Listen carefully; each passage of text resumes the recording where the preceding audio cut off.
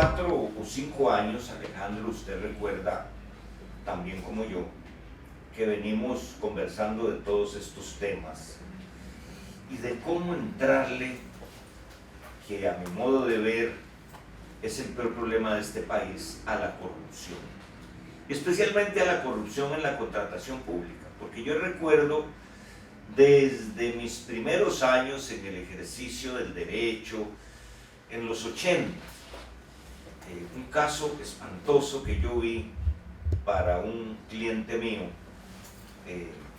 de corrupción en Habdeba. Fue tan folclórico que el ingeniero de Habdeba, que calificaba las ofertas para el equipamiento del taller portuario, recibió por parte de la empresa Germantech una Toyotona Full Extra después de que calificó favorablemente una oferta llena de defectos. ¿Y dónde se hizo el traspaso de ese vehículo? Nada más y nada menos que en el protocolo del notario y del abogado de Habdeba, y los pescamos. Por supuesto que aquello tuvo más cola porque nos dimos cuenta que el abogado de Germantech era al mismo tiempo el asesor legal del INA, y en el INA calificaba las ofertas de Germantech en la parte jurídica, siendo el abogado de esa empresa en Habdeba. Así que la corrupción no es nada nuevo, la contratación pública es muy compleja. Vimos el caso de una alcaldesa en Paraíso, por ejemplo, con un pequeño contrato de compra de agregados para la construcción, donde participó otra figura de la que hablaremos ahora, que en estos momentos está jugando de héroe nacional, y basta transitar por la calle entre Dulcenombre y Paraíso para ver el mamarracho que construyó el Grupo Orosi, siglo XXI, XXII o XXIII, no me acuerdo.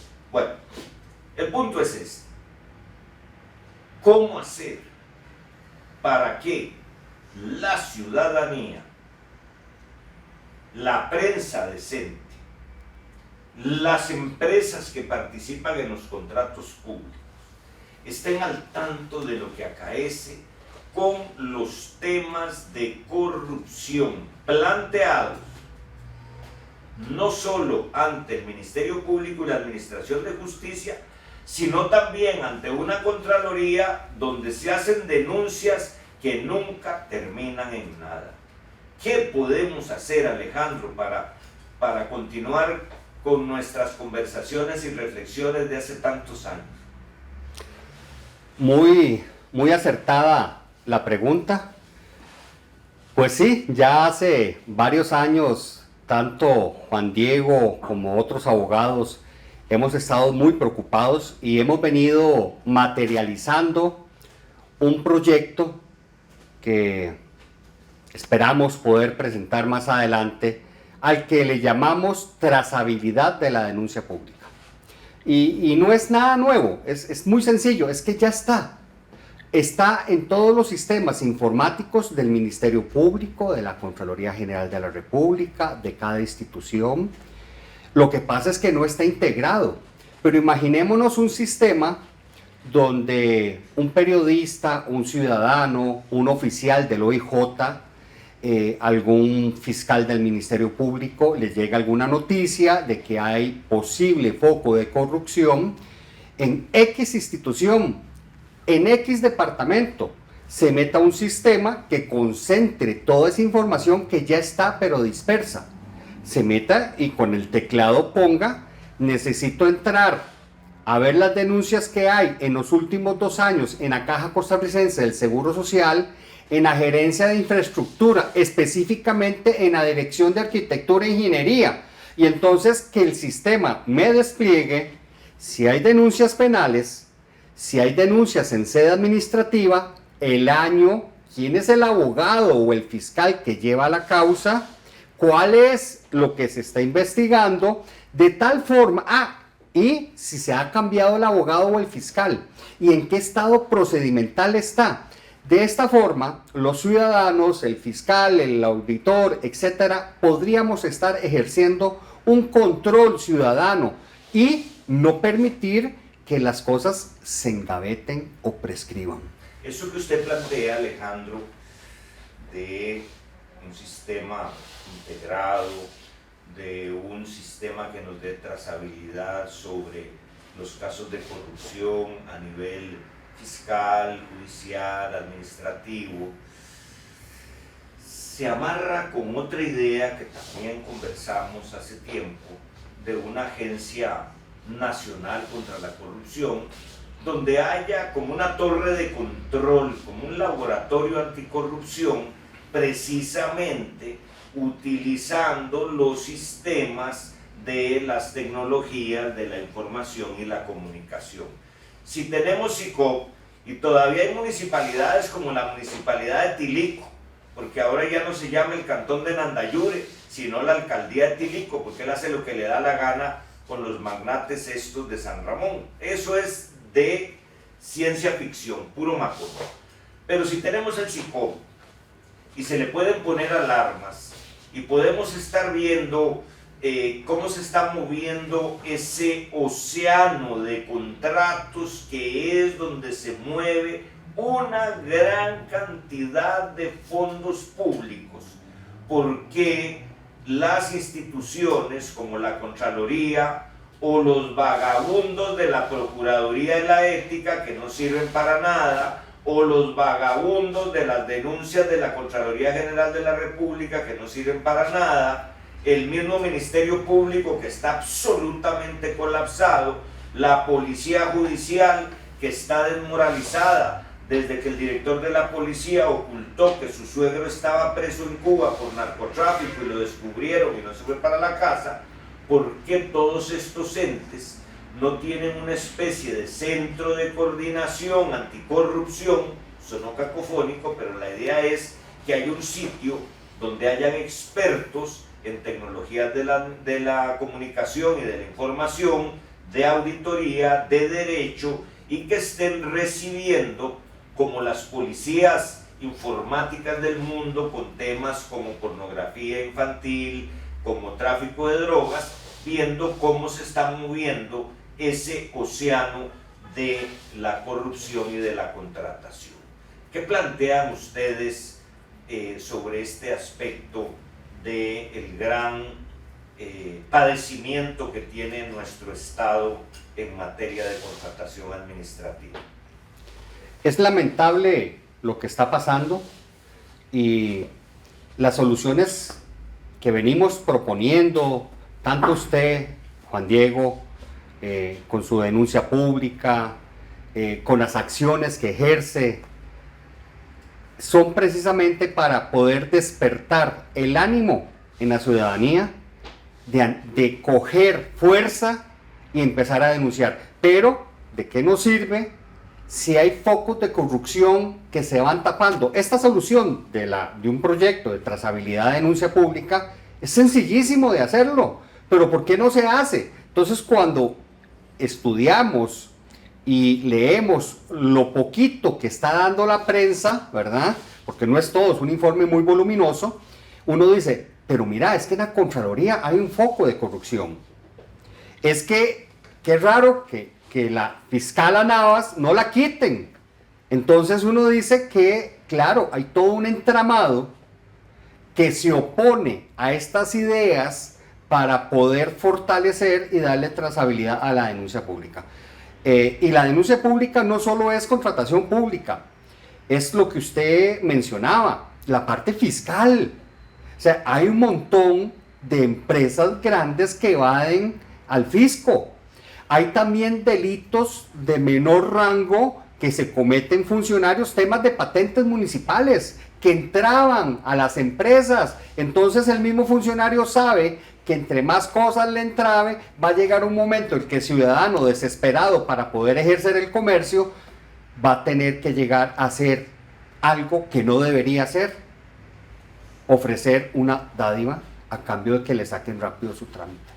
Son cosas que hay que arreglar. Que eso está en este momento sobre la parrilla de la prensa, de las redes sociales y de los comentarios públicos, ¿verdad?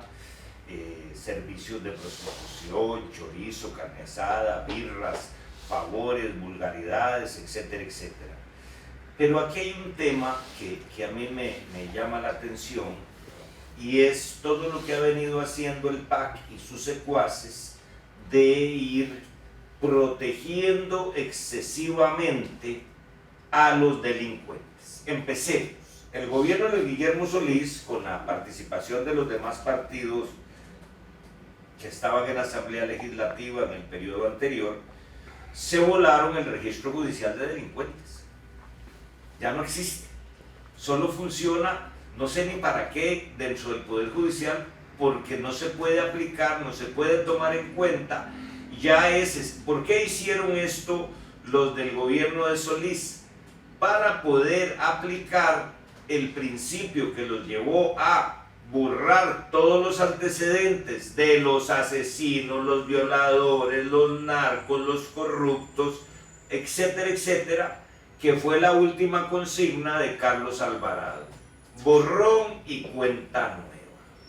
Y con el borrón y cuenta nueva, entonces, las sentencias de grandes crímenes ya no pueden tener el nombre del condenado porque hay que proteger la identidad. Y ahora yo oí un colega llorón y malcriado que le daba por intentar ahorcar a la esposa hace años, entonces lloraba y chillaba en un juicio diciendo que él tiene derecho al olvido. No, perdón.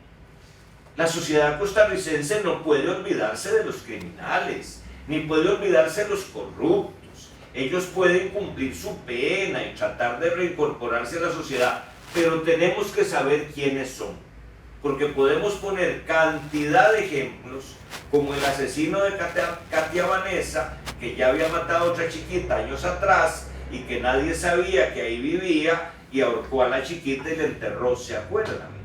Porque ese tema de que no sepamos con quién vivo, quién es mi vecino, quién es contra el que estoy compitiendo en una oferta, contradice precisamente otra línea que hay, que se usa en los bancos y que es muy cruel a veces, que se llama conozca a su cliente. O sea, los bancos en este país, que es otro tema para otro día, don Alejandro, tienen los sistemas de información mejores, ni la policía. Es más, le voy a decir, el gobierno de Luis Guillermo prohibió o eliminó la funcionabilidad del registro judicial de delincuentes, pero implantó un registro que es más cruel e inhumano que ese, si lo era, el registro de deudores. Aquí usted, con esa ley de registro de deudores, se amarró el perro con una tarjeta de crédito, o ya cuando había pagado 4 veces la refri en importadora Monge, como no la pudo pagar 5, entonces usted queda manchado de por vida y no es sujeto de crédito. Pero vea qué curioso, usted puede haber asesinado, violado, y nadie se lo va a preguntar si ya usted pagó su pena o le dieron la tobillera, etcétera, etcétera. Pero si usted no le pagó a importadora Monge los 50,000 pesos que hacían falta, nunca le van a dar crédito. Entonces, si existe el criterio de conozca a su cliente, ¿por qué los ciudadanos no podemos decir conozca a su banco? ¿De dónde salieron los 10,000 millones que puso el Banco de Baruch para la campaña? Nadie lo sabe. ¿De dónde salen los dineros de los bancos? Nosotros deberíamos tener un equilibrio de deberes y derechos, especialmente en el tema de la contratación pública. Que estemos bien informados. Es más, por eso se llama contratación pública. Y un detalle, Alejandro, ¿existe el principio de publicidad en la contratación pública o es que eso no tiene que ser publicado asiduamente? Sí, es uno de los principios principales, solo que el tema de la denuncia creo que no ha sido tratado en una forma igual a la que se le da la transparencia de el expediente digital, que incluso muchas empresas declaran confidenciales algunos asuntos o hacen algunos truquitos de una ficha técnica donde le bajan la resolución, no le ponen color, y entonces, ¿y por qué hacen eso? Bueno, porque se trata de documentos falsos o alterados. Y entonces el analista de la institución tampoco tiene una capacitación sobre el tema de detectar posibles alteraciones o no le interesa Y entonces son técnicas que utilizan algunas empresas que yo digo, bueno, es que eso no es transparencia, pero nadie les dice nada. Entonces, porque recuerdo un caso de la IA donde en una página pusieron 8 normas técnicas, certificaciones de un ISO. Era materialmente imposible leerla. Y así ganó el concurso. Y no existe, perdón, y existe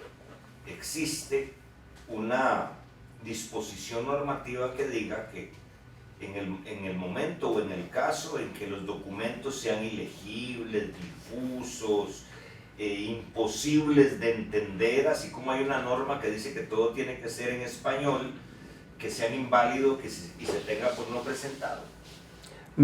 No sé, al respecto no hay nada. Yo, al menos en mis clases, a mis alumnos siempre les digo, ojo con los documentos que les presentan.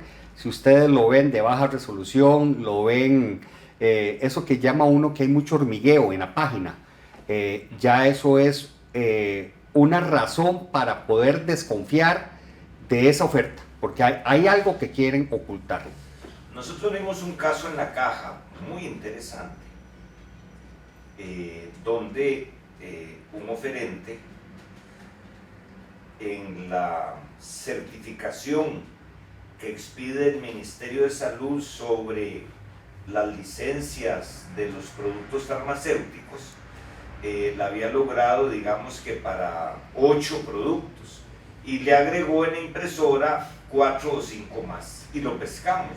Ese fue un caso muy interesante donde hubo una abogada de La Caja que se paró, oiga, con una valentía y con una claridad, me parece que el nombre es Liliana Badilla, y denunció a el oferente que tuvo que indemnizar a la empresa que le planteó la querella. Ahora, lo que me llama la atención es que después de haber hecho esa chanfaina, La Caja le sigue comprando, que es otro tema para nuestro próximo segmento.